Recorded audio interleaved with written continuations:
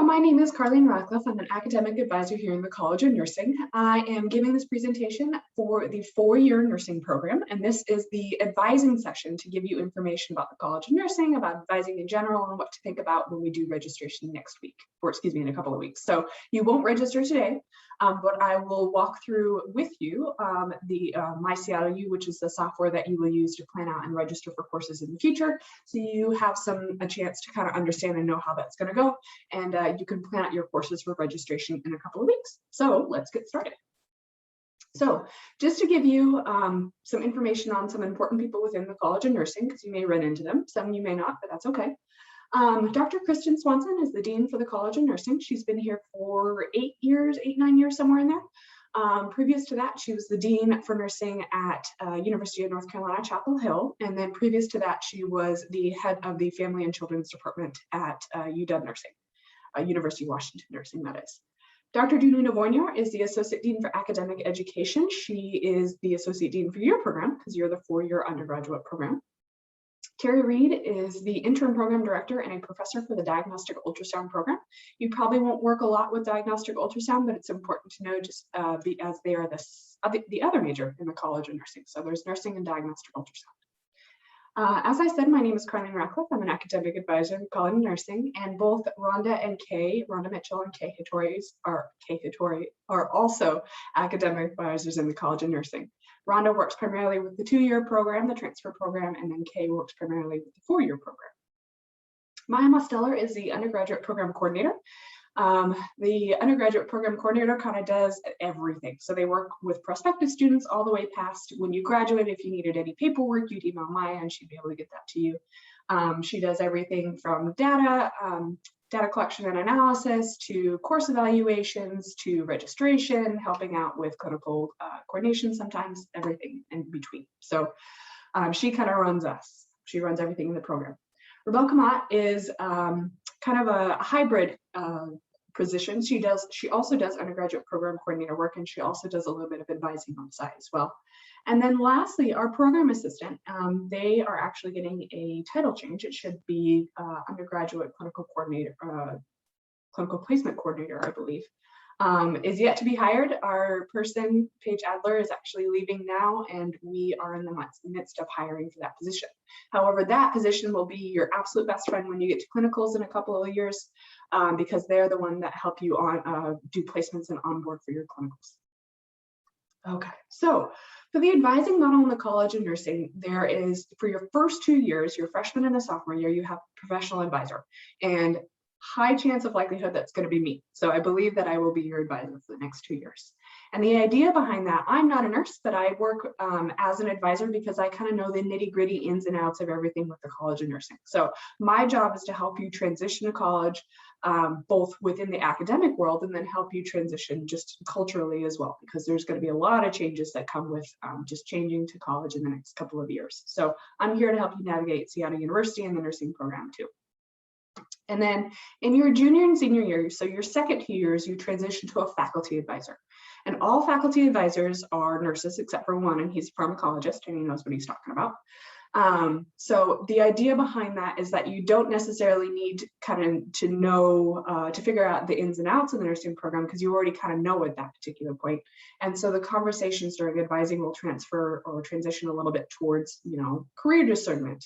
I'm really interested in reproductive health, but I'm not sure what pathways there are within that kind of nursing. Can you help me out? Can you tell me what's available? That kind of stuff. And then also there's going to be a lot of question about NCLEX prep. And for those of you that don't know, NCLEX is the national licensure exam that you take after you graduate with your Bachelor's of Science in Nursing. And once you pass the NCLEX, then you become a registered nurse. Okay, so advising just in general, you're required to meet with your advisor minimum once a quarter. So for the next 2 years, you're required to meet with me minimum once a quarter, either over Zoom or in person, for 30 minutes, and we'll talk about how you're doing, okay? And that conversation will range anywhere from how you do it in school to how you're doing as a human being. Everything that you do as a human being. So you feeling how you are, what you are, how's it going, that kind of thing informs everything else about you. So you as a human being comes first, because that informs how you're doing as a student, everything else like that. So I want to check in and make sure that you're doing okay. You should get an advisor notification email letting you know who your advisor is, again, probably me, in late August or early September, so that will be made formal at that point. And then early fall, I'll be sending out a ton of information to you, especially early fall. And then right before kind of probably early October, I'll send out a scheduling email. So you can sign up for your formal advising at that point for fall quarter. Okay, so overview of academic advising. There's a couple of different things that we generally talk about during our advising appointments. The first is going to be kind of the basics. So it's your educational planning. So mapping out what courses that you may be taking. If you're interested in any other courses, any questions that you have for those courses, thinking about kind of, it's not so much career discernment and planning because we know you're going to be a nurse, but it's a question of what are you interested in terms of nursing, that kind of way. Kind of mapping out for the next couple of quarters what you may be interested in taking. And then if you have any questions about study abroad explorations, that's always a really good time to bring it up. And then this kind of falls under that idea of me asking about how you're doing as a human being, because coming to college is a culture shock, regardless of where you're coming from. If you're coming right down the street or if you're coming halfway across the world, it's just a very different life. It's different expectations, it's different culture, it's different social life, it's different everything. So asking how you're doing in terms of that, but also navigating any challenges that you may be having in the classroom, stuff that study habits that you had before don't seem to be working quite as well as they did in high school. So let's see if we can tweak them in such a way that makes it more efficient for you and more helpful. And then also I'm here to help you understand any university policies and procedures, because that's the nitty-gritty stuff that I know best. And then lastly, I want to be able to connect you to resources. So these can be, academic resources. So explaining how office hours work and how you can take advantage of those, thinking about tutoring that's available to you, that's free tutoring through the university that's available to you for certain classes, or the writing center to help you write some of those essays that you probably have in your general education courses. And also figuring out where across the university you may have interests, so we connect you with clubs, we can connect you with collegia, we can connect you with people across the university that may be able to help with various interests that you might have. Excuse me. However, advising is a two-way street. So this relationship goes both ways, and I would expect that you have done a couple of certain things when you're coming in to talk with me about advising or really anything. So the first major responsibility is going to be to check your SU email daily. And if you want to just check your personal email, then I would have your SU email forwarded to your personal email, because you need to check it on a constant basis. Your email is the pretty much only way that everybody at the university is going to contact you. So it's not going to be through phone calls, it's not going to be through text or anything like that. Your professors are going to use email or educational online systems, so Canvas, but it also gets sent to your email. The administration, the registrar is going to be sending directly to your email. I'm going to be sending directly to your email. So if you don't check your email, you're going to miss pretty much everything that you need to know. Okay, you're going to miss deadlines, you're going to miss paperwork, you're going to miss free food in the lounge, you're going to miss pop quizzes, that kind of stuff. Check your SU email daily. The other thing, or the next thing, is to be accountable. So I can help you out, I can answer questions, professors can help you out, professors can answer questions, your peers can help you out, your peers can answer questions, but nobody is going to go to class except for you. So you have to go to class, you have to sit in your seat, you have to actually experience your education and be accountable for that experience, okay? We also ask that you, this kind of goes together. So you're meeting regularly with your advisor, but also think about your academic future. So when you come into advising, when you come into office hours with your professor, think about what you want to do for your academic future. What questions do you have? What wonders do you have? You don't know what you don't know. So how can you figure these things out? That kind of stuff. Also ask that you know your degree requirements and you know the rules, okay? So again, I can help you out with a lot of this, but sometimes Google is going to be your best friend. So, Googling your program of studies, you can pull it up and take a look at it. Or Googling the BSN handbook. There is a very large handbook. I think it's like 178 pages of very dense stuff. So we're not expecting you to read it from cover to cover type of thing. But if you have a question on like clinical requirements, that's probably going to be detailed in the handbook. So you can check there first, that kind of thing. Or, I can direct you to that point. So kind of being accountable, check your email, and then come into academic advising prepared at the very least. Okay. So this is your program of study. So these are your 4 years laid out, okay? You may have some credits coming in that negate some of these requirements, but for the most part, you are 100% going to be following this program of study and there isn't any flexibility, okay? So when you take Anatomy and Physiology 1, you will take it that quarter. We can't change things around. Because it is such a programmatic program, a rigid program, these classes are only offered once a quarter for the entire year, okay? So if you miss one of these classes, you can't wait until the next quarter to take it. So that means that we can't shuffle things around. So again, if Anatomy and Physiology Bio 1200 is only offered in winter quarter, so you can only take it in winter quarter. You have to take it there because it is a prereq for Bio 1210, which is Anatomy and Physiology 2, okay? So we can't move things around. So for just as a general outline, your first 4 quarters, so fall, winter, spring, and fall, are going to be your prerequisite courses. So these are those foundational courses that you really need in order to get to the higher level nursing courses. So intro to bio, intro to chem, intro to physiology, or excuse me, psychology, anatomy and physiology, microbiology, a couple psych courses, that kind of stuff. You need those to really understand and to get into the higher level nursing stuff. And at winter quarter of your sophomore year, you'll start that higher level nursing course, okay? So you'll start with health assessment interventions, which is a hands-on nursing course where you're learning all the basics of nursing. So how to give injections, how to pass medications, how to transfer patients, how to conduct head to toes, that kind of thing. And then in spring quarter of your sophomore year, you'll start your clinicals. And if you notice here, it says promoting health of older adult clinical, but also promoting health of older adult theory. For every single clinical, and you'll notice this around the rest of your program of study, you have a theory and a clinical course paired. And that's because the theory course is going to be your classroom course, learning about that particular population and both the granular and the global issues that go along with that population. And then your clinical course is where you're actually physically at a hospital of some kind or something like that, working with that population. So you have 5 clinicals in total. You have older adult, which is also called geriatrics or gero. You have mental health and reproductive health. And you also have health of children and families and health of adults. So health of children and families is also called pediatrics or peds. And then health of adults is also called medical, surgical, or med-surg. And oftentimes you'll hear reproductive health listed as OB.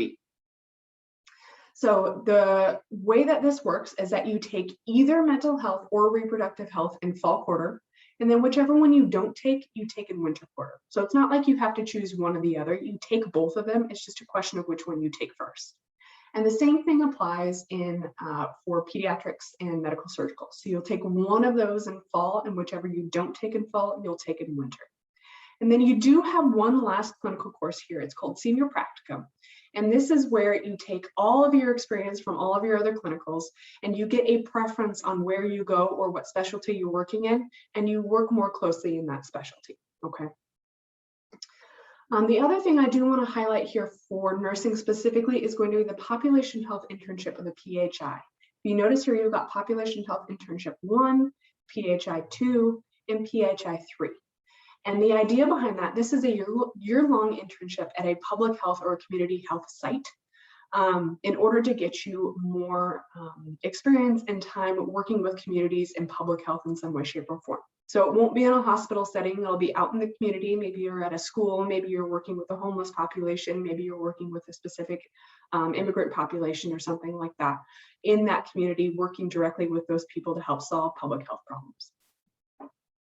The last thing that I want to emphasize here are those, or at least highlight here, are those UCOR requirements, which are also called university core courses. And those are the general education courses that literally everybody across the university has to take, regardless of who you are. And nursing specifically has to take 10 of them. So they're all listed down here, so you know exactly what you're going to be taking. And if you notice here, they're kind of listed, they're spread around your program of study here. So you have 1,000, you've got a 1,000, let's see, 2,000 here, 3,000 here, that kind of thing. This is not to say that you're required to take them in order, so you don't have to take 1,100 here and then 1,300 here and then 14 here and 16. It can be more, you can jump around a little bit type of thing. There are some requirements, like you have to have 1,000 level, or excuse me, 1,100 your academic writing done before you can take any 2,000 or 3,000. You have to have every single 1000 level done before you can take 3000, that kind of thing. But you get a little bit more flexibility. So you don't have to decide when you're going to be taking them. You just have to decide which one you're going to be taking within that slot, if that makes sense. Okay. So academic requirements for the College of Nursing are a little bit different for the College of Nursing than any other college on campus. And there are two GPAs that you have to pay attention to when you're looking at your GPA. The first is going to be your SU cumulative GPA. And so this entails everything that you take here at Seattle University. So it's going to be your prerequisite nursing courses. It's going to be your nursing courses. It's going to be your U course. It's going to be any electives that you maybe have the flexibility to take. However, it will not count anything that you take outside of Seattle University. So if you took some college courses before you got here and you're transferring those credits in, those grades will not count in this GPA. If you take summer courses in between, your freshman and sophomore year at a different institution just for funsies or to catch up on something, and you transfer those in, the grades don't transfer in. The credits do, but the grades don't transfer into your GPA. So your SU cumulative GPA is just the stuff that you take here at Seattle University. And that needs to stay at a 2.75 or higher, which is a B- average. Your nursing major GPA is the one we're most concerned about because generally your SU cumulative GPA is fine if your nursing GPA is okay. So your nursing GPA is what we focus on the most, partially because it has a higher requirement. So that has to be a 3.0 or a B or higher, okay? And what counts for that is your nursing prereqs and then your nursing classes. So electives and UCORs from Seattle University do not count in this. Also, what doesn't count is anything, again, that you take outside of Seattle University. So it is only university courses. So Seattle University courses, nursing courses specifically. The other thing to note about your grades here within the College of Nursing is that all students must earn a grade of C or higher in your prereq nursing courses in your nursing courses. So when you take Intro to Bio in fall quarter, that counts as a prereq nursing course. You have to get a grade of C or higher to pass. If you get a grade of C- or lower, that counts as not passing the course and you have to retake it, okay? So a grade of C or higher to pass all your courses, and your GPA overall, so all of those classes combined, has to stay at 3.0 or higher, okay? This C requirement does not count for UCORs or electives, okay? So the university counts, I think a D is the lowest grade that you can get and pass, and so that would apply to UCORs, but not nursing classes. Okay, so plan for fall quarter specifically. Again, we're not going to be registering today. You will register for classes during the registration time somewhere between like July 18th and July 29th. I think it's a 2-week period, and we're going to have 7 registration sessions altogether, I think with a max cap of like 20 or 25 each. And there will be a couple of advisors sitting in on that registration to help you register for classes. So usually it's pretty darn easy. You click a button and it says you're good to go type of thing, but we want to be there to help you out if you have any questions. Almost all classes will be in person.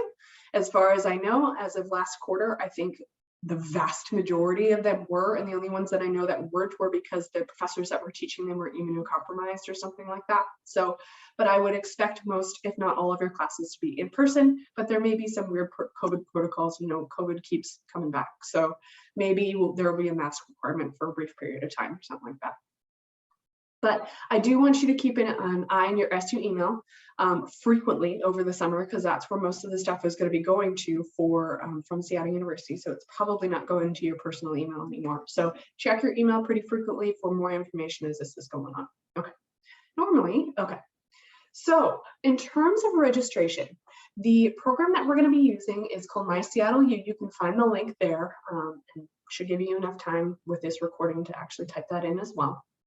There's a couple of different things that I do want to highlight here that are interesting to you for registration.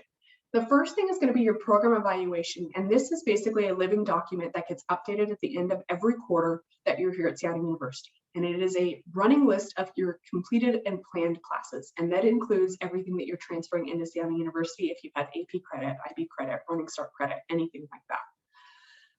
It will show the progression through the program, and this is also where you can check your GPA grades and credit, okay?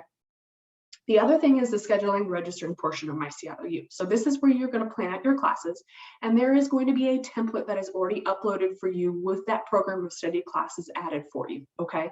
So you have Intro to Bio, Intro to Chem, and a UCORE uploaded to your plan already. However, you have to go in and you actually have to select the specific sections of each class, which dictate the time, place, professor, all that fun jazz. And that will be there for every single quarter. I do want to note that the system does not necessarily take into account anything that you may be transferring into Seattle University. So let's say you have math credit because you took AP Calculus and you got a score of 4 or higher. Awesome. That means you don't have to take math here. However, the system may not recognize that because it doesn't automatically upload those credits, so math may still be listed on your program of study. Don't panic. We just need to switch that out with something else in the future. Okay. You will register and drop classes through the system. And again, you will register between July 18th and July 29th at your during the registration session that you've signed up for, okay? You should sign up for your registration through Canvas. As I understand it, I think you can sign up now, but I'm not 100% sure. And then the registration modules should unlock soon, sometime after this week, I'm assuming. Math placement test, the requirement for that, I believe, was July 1st, and that was literally everybody that's coming into the nursing program. So if you haven't taken that yet, you need to take it ASAP. Even if you're bringing in math credit, we have absolutely no flexibility. Even if you're bringing in AP credit, anything like that, you still have to take the math placement test just in case. And then if you want more information and kind of like a slower step-by-step thing, there is a video that they put out, that they publish on Vimeo for the registration and program evaluation specifically for MySeattle University. So I would write down that link and take a look at it in the future, okay? So while you're here, I am going to run through how to play around with MySeattleu. And caveat to this, I'm not a student here at Seattle University. I was previously a graduate student, I'm no longer, so it's gonna look a little bit different than yours, especially since I'm an employee as well. But the first thing to do is to sign in, and you use the first part of your email to sign in. Okay, so it's like mine is ratclifc@seattleu.edu. That's my email. So I would use the first part of that email to sign in. Okay, and as I said, it's going to look a little bit different to you because you're not an employee here at Seattle University. So you're not going to have educational planning. You're not going to have employee. You're probably not going to have tax information, though I could be wrong. But the place that you really want to play in right now is going to be student planning. And this is where you can find both your program evaluation and your plan your degree and schedule, okay? So if I clicked on my program evaluation right now, it's going to say nothing because I'm not a student, but it would show you all your classes that are planned out. It's going to be your GPA, it's going to be your UCOREs, it's going to be the credits that you've earned, it's going to be your nursing classes, it's going to be the classes that you're transferring in if you have any of those credits, that kind of stuff, okay? However, I can't show you that because I don't have that access. However, I do have access to plan and schedule. So this is what you will see when you pull this up, okay? So you won't see summer classes or summer quarter because you don't have a summer quarter, you're starting in fall. So this is what's going to pull up first. Right now, as I was saying, you have that template up on MySeattleu. So you're going to have Bio 1100 principles, cell and molecular biology, Chem 1200, which is chemistry of life, and UCORE 1100, which is the academic writing seminar. So these two science courses are basically Intro to Bio and Intro to Chem. So don't worry about the fancy titles. The reason that you have a UCORE 1100 pulled up on your template is because it is one of the most basic UCOREs you need to take, and it is a great introduction one. So if you are planning for your UCOREs, okay, I want you to take either 1100 or 1400, one of those twos. 1100 is that academic writing seminar, and 1400 is a seminar in the social sciences. The reason that I want you to take one of those, if you don't have credit for them already, is because they have a lot of new student resources built into them. So one of the assignments may be to go to the library to research something, so you A, know where the library is, and B, you can figure out how to research through the library type of thing. Or it says, go find this resource on campus, so you know where it is in future reference, okay? It's a really great, they're good introduction courses for first quarter students specifically. However, getting to plan your classes, the way that you do is you're going to click view other sections because you can tell that there's nothing here, which is not super helpful. So you're going to click view other sections and look at that. You're going to see everything that's going to be available to you for the week, okay? You're going to see seats available. So there's 30 seats that are in the class. There's 30 seats available, and there are 0 people waitlisted for this section. The person who's teaching it is Sarah McLaughlin, And the class is going to be Monday, Wednesday, Friday, from 7:45 a.m. to 9:10. So it's going to be 3 days a week in the morning. And it's going to run from the 21st, which is the first day of classes, through the 10th, which is the last day of classes, I believe. And it's going to be, the location is Piggott Building 203, specifically for the lecture, and it's a lecture type, okay? The second section is also taught by Dr. McLaughlin, or Professor McLaughlin. Right after that, then we have Professor Pete and Professor Austin that are teaching this quarter for bio. So if you choose any one of these, let's say I like my classes done early in the morning, so I'm going to choose that. The first one, it is graded, you don't touch this. This will tell you exactly what, if you click this link, that it will take you to the bookstore, the requirements, the books required for that class, it will take you to the bookstore. But for right now, I want to add section. Cool. Right now, you'll see it's planned. That gives you a little yellow checklist and it's planned. This is telling me I can register now because I'm not a student like y'all are. So I could register now. This will be grayed out for you until your registration time. Okay. Then I also want to plan out my other classes. So chemistry looks like it's going to be on Tuesday, Thursday.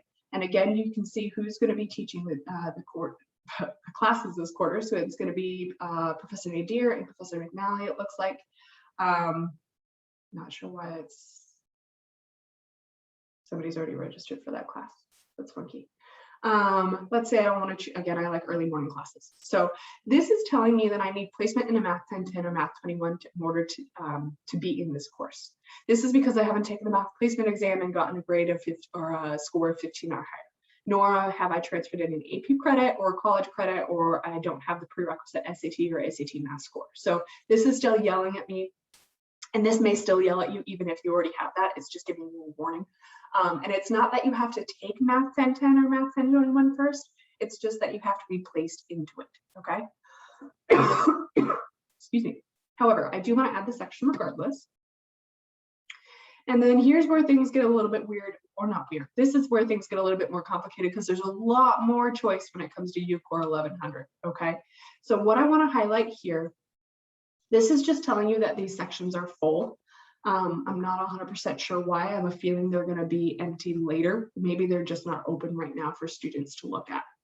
However, if you look here, there's going to be what? There's so there's 6 sections in total that you have to choose from. However, you've got 4 pages. So in total, you actually have how many sections to choose from?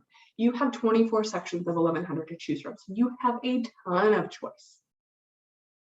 And it looks like, so if I wanted to choose section 24, it's actually at the same time as Chem. So there's going to be a warning that would flash up that tell you that obviously you can't be in 2 places at once. So you should probably choose either a different Chem or a different UCOR. And so let's say that I'm really interested in, I don't know. I've heard good things about, well, let's just say writing about class 4. That sounds interesting. So if I wanted to know more information about this particular title, this is where that's going to come up. So if I can click on UCOR section descriptions, this is what's going to come up.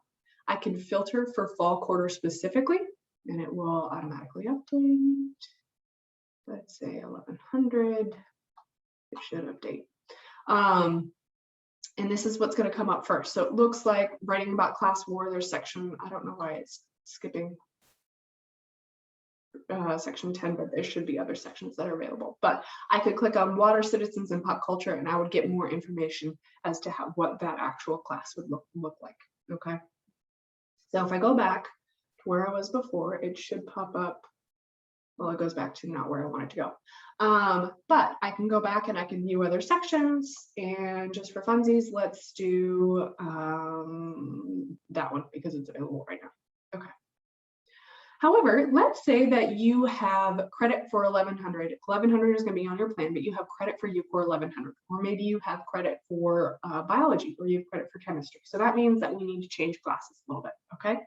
The way to go about that, let's say you have credit for 1100 right now because that's the easiest thing, or that's probably the easiest thing to show you in this case. So I don't want to take an 1100 then because I already have credit for it. Why would I retake something I already have credit for? So I want to take UCOR 1400 because I don't have credit for that. So there's 2 ways you can do this.